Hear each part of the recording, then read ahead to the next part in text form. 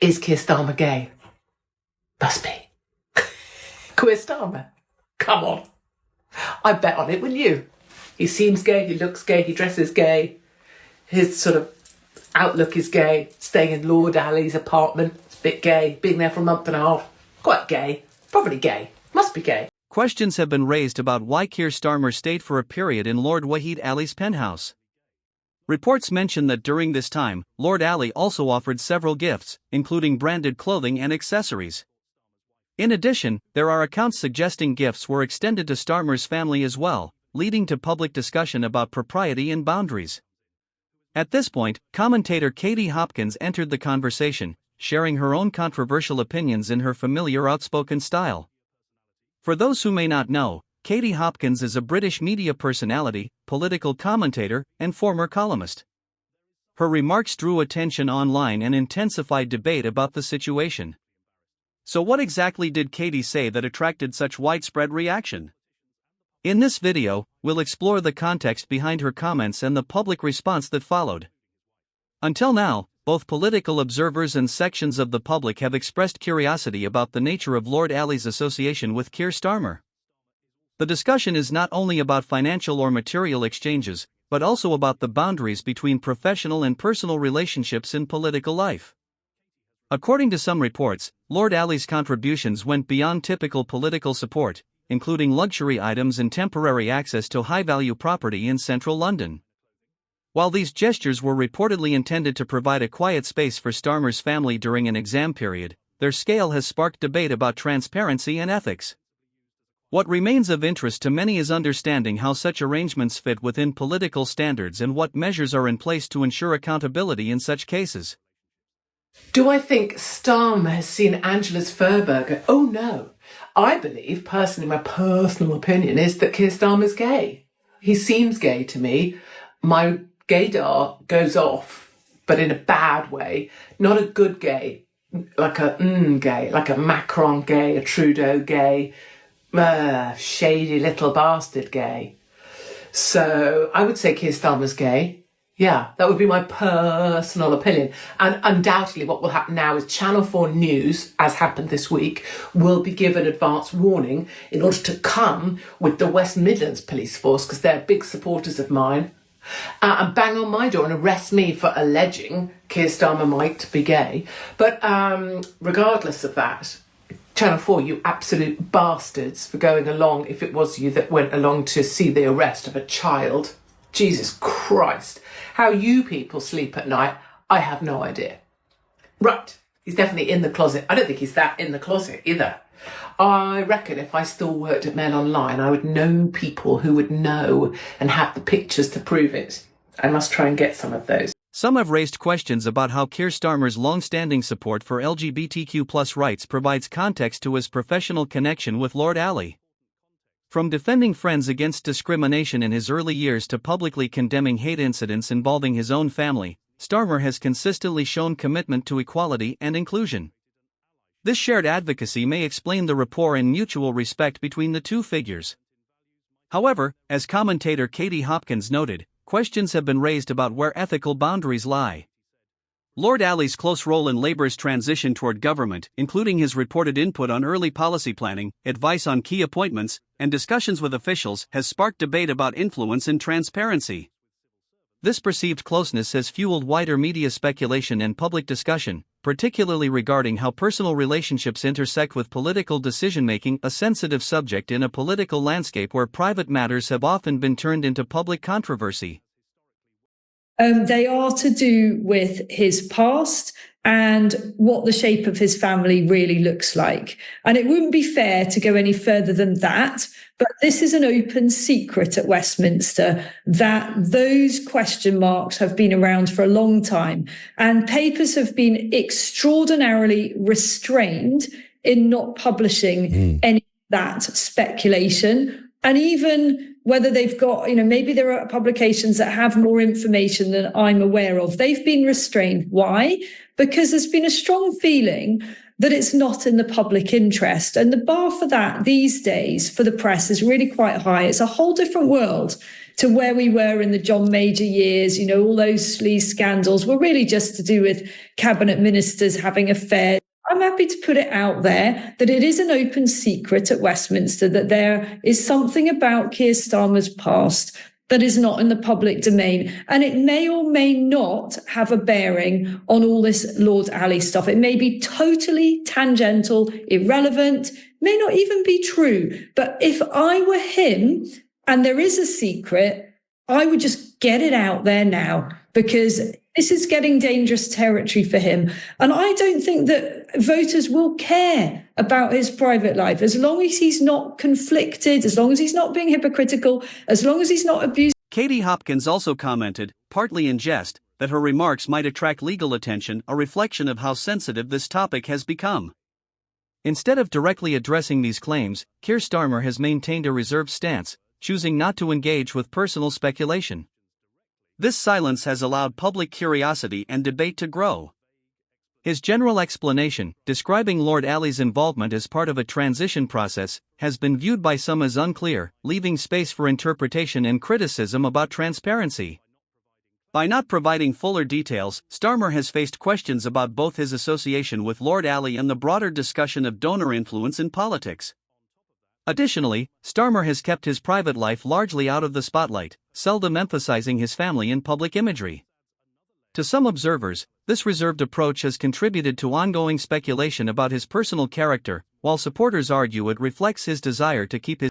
Keir Starmer is banging Phil Schofield. Allegedly. Can we at least start that as a rumour? Can you print that, Daily Mirror? Can you? Katie Hopkins libels Keir Starmer as banging Phil Schofield. I don't think actually it would be that way round. Would it? Who'd be doing who? I get the impression Phil would be receiving. Possibly one shouldn't speculate too far. How funny would that be? Cut to picture of coconut, palm tree, pan down. Phil Schofield being buggered by Keir Starmer.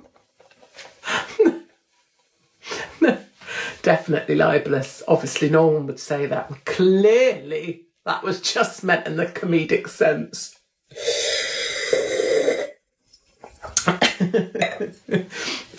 Before we continue, let us know, are you enjoying the video? If yes, please like, share, and subscribe to our channel for more exclusive coverage of the major shifts taking place in British politics. Let's move forward. Katie Hopkins went even further in her commentary, suggesting that additional rumors and personal stories circulating in the media have added more controversy around Keir Starmer's public image.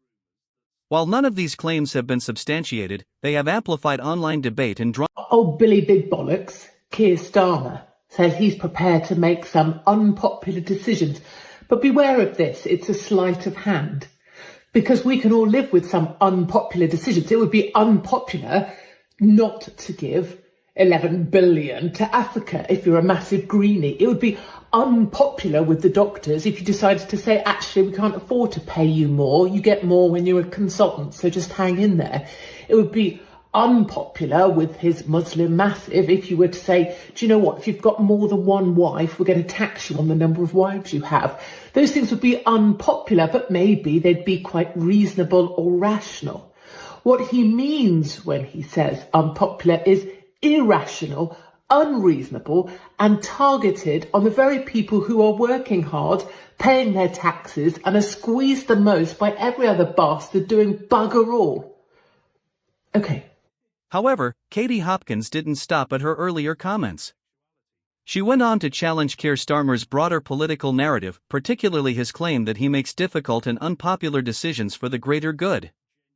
Hopkins argued that this statement reflects more of a strategic communication approach than genuine leadership, suggesting it's designed to justify policies that may place heavier burdens on working taxpayers while benefiting more powerful interests. She described Starmer's rhetoric as a kind of political sleight-of-hand language that appears principled but may conceal decisions that some critics view as neither fair nor entirely transparent. He is already extremely unpopular. He is going to become more unpopular. We've got October the 30th coming up. I can't think of what shocking shape Labour are going to be in. And the truth about the matter is that they got in because the Conservatives were hated. Yeah. And everything that Labour have done has now reminded everybody why the Tories were in power for 14 years. And somebody like Starmer, a wealthy, he's estimated to be worth 10 million quid, can't even afford to buy his wife's dresses, nor can he even afford. He has to rely on Lord Welly to buy himself a suit. When did we ever have a Prime Minister who ever said, look, mate, I'm a KC, I'm this, that and the other, I can't afford my own glasses? Who ever said that? Nobody ever said that. And that's why people don't like it. Hopkins acknowledged that making unpopular decisions is not inherently wrong. Effective leaders often have to take firm stances that may conflict with public opinion but aim to serve a broader purpose. She cited examples such as limiting certain public sector salaries despite resistance from professionals, or introducing taxation measures that might affect specific cultural or religious practices, policies that could provoke criticism yet promote fairness within the wider system. According to Hopkins, these are examples of decisions that, while potentially divisive, can still be seen as rational, defensible, and rooted in a sense of overall equity. Well, I was a member of the Shadow Cabinet here this morning, and I believe that many Labour MPs are on our picket lines right across the country in their constituencies. I don't know what Keir Starmer's doing. He doesn't phone me up and tell me... Would you like to see more support from him, though? I would like to see more support from Keir Starmer. I think he needs to support working class people, because working class people are struggling in this economy right now, and have been for nearly a decade. Public sector workers are struggling, and also private sector workers. So he needs to ride that summer of solidarity that we're seeing with many trade unions coming into campaigns and actions.